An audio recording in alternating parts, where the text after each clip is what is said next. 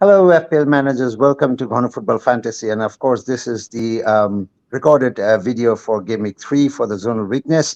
And of course, glad to have you with us today.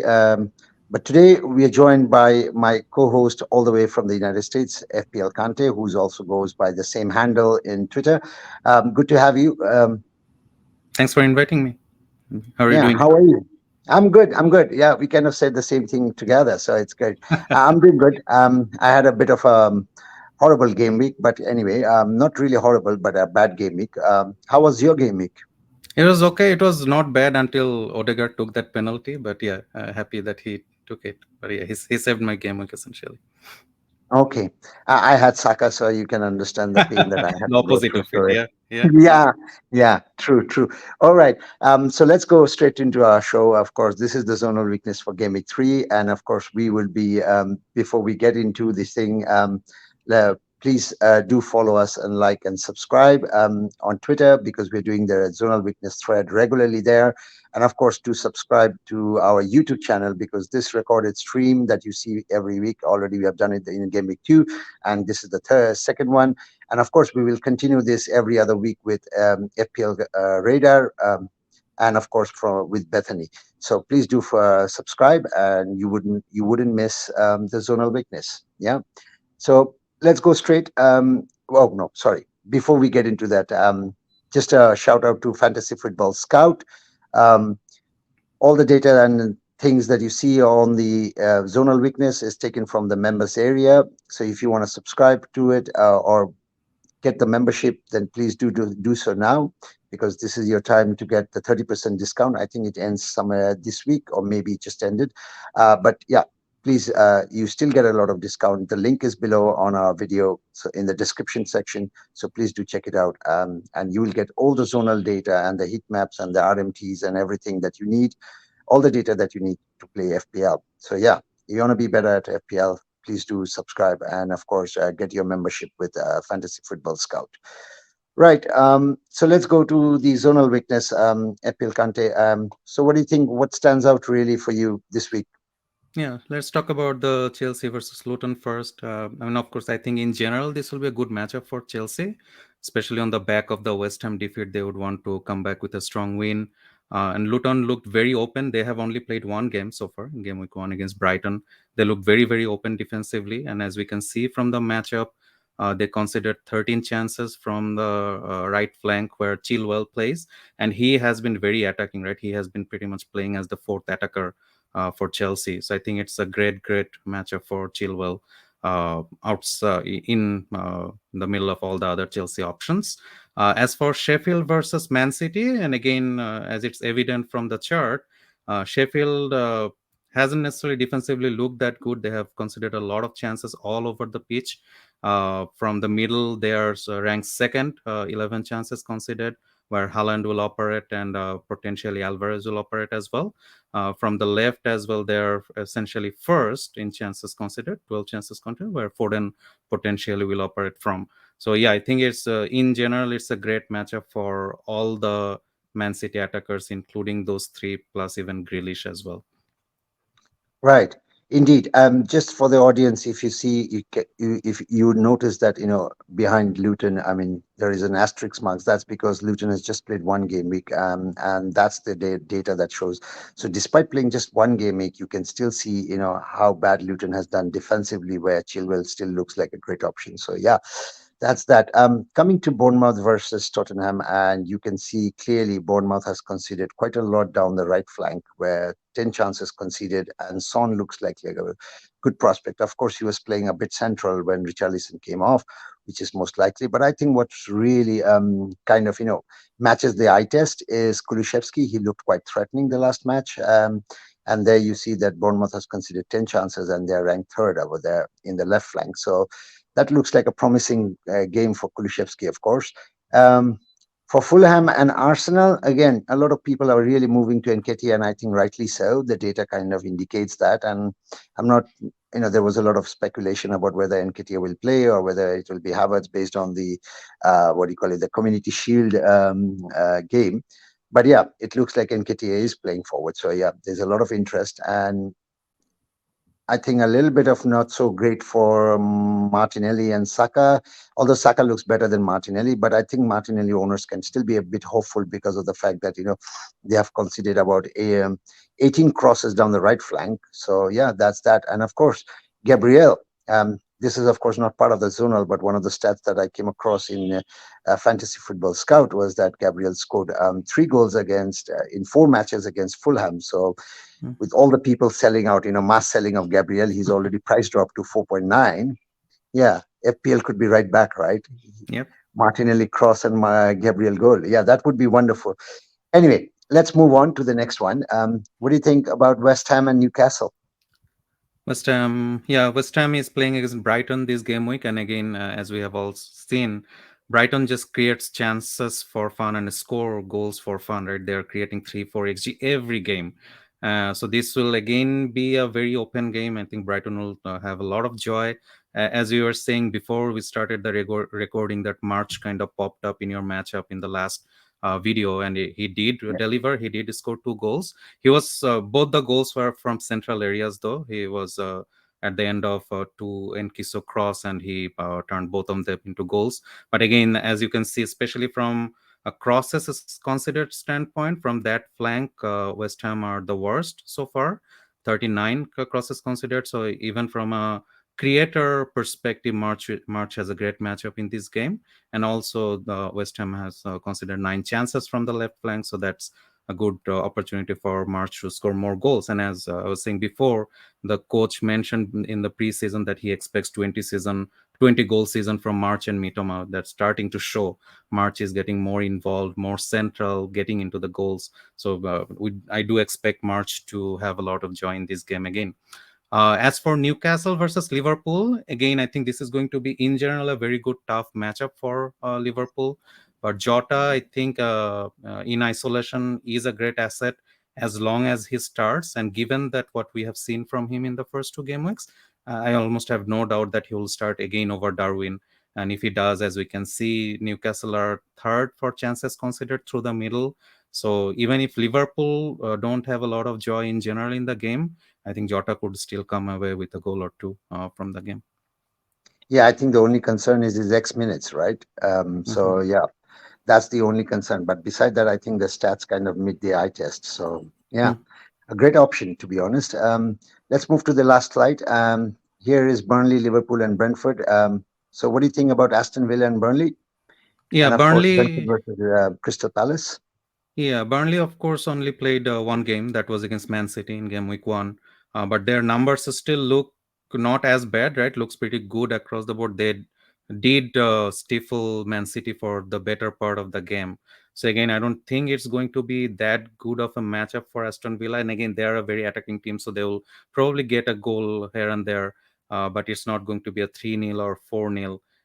Burnley is a very, very well disciplined team, very well disciplined defense.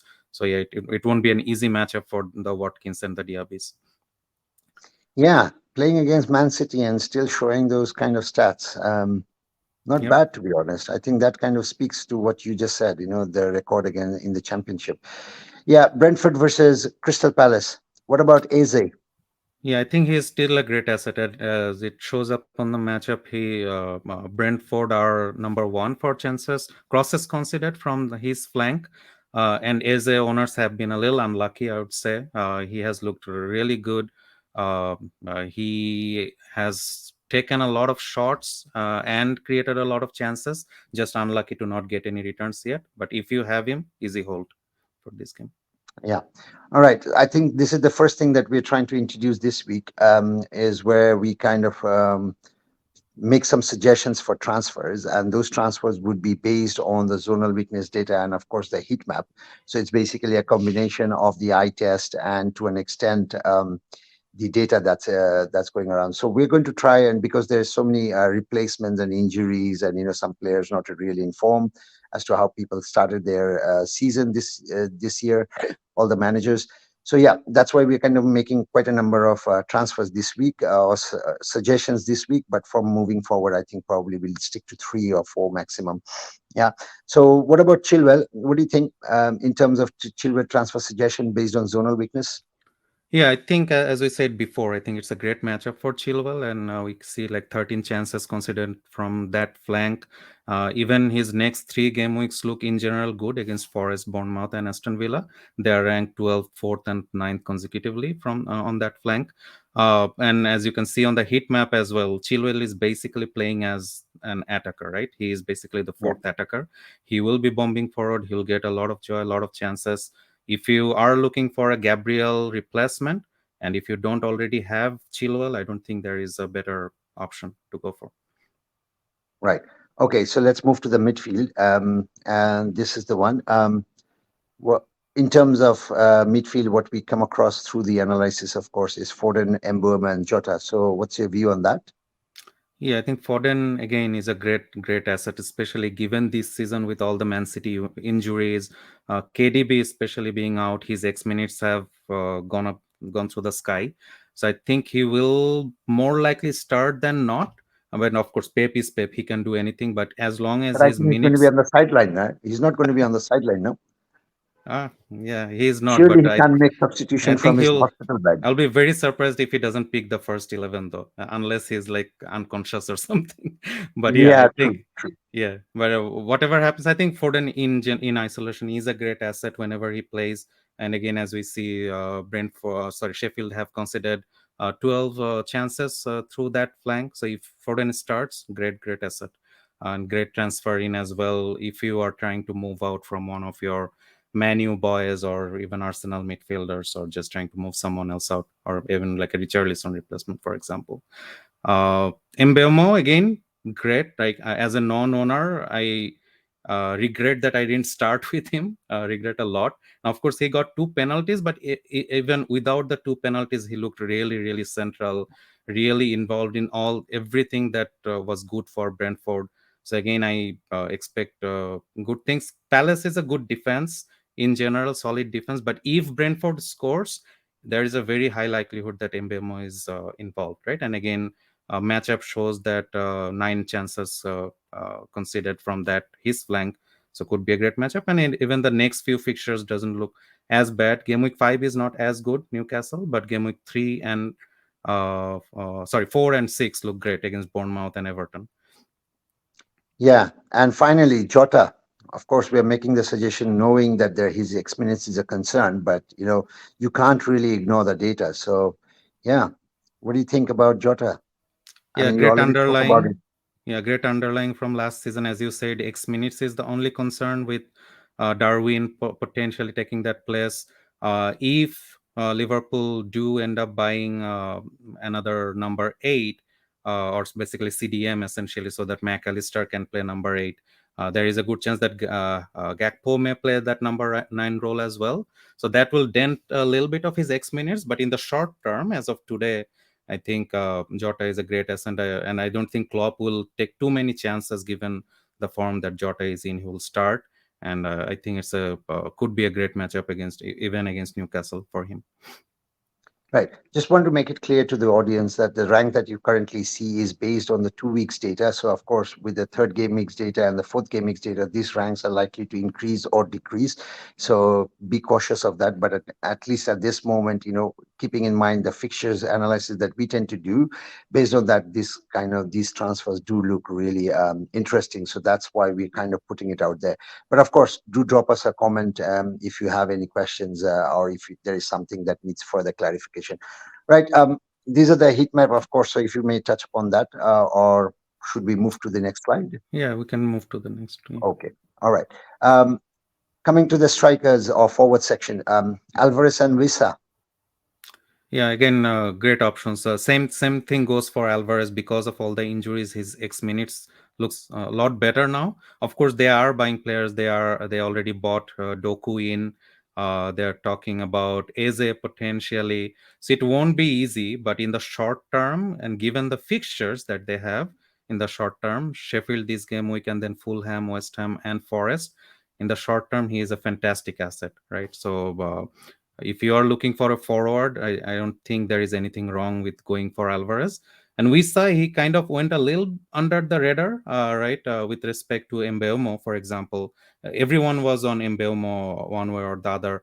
but Wisa kind of went under the radar. But he also looks very, very involved. He got one assist and one goal in the last game.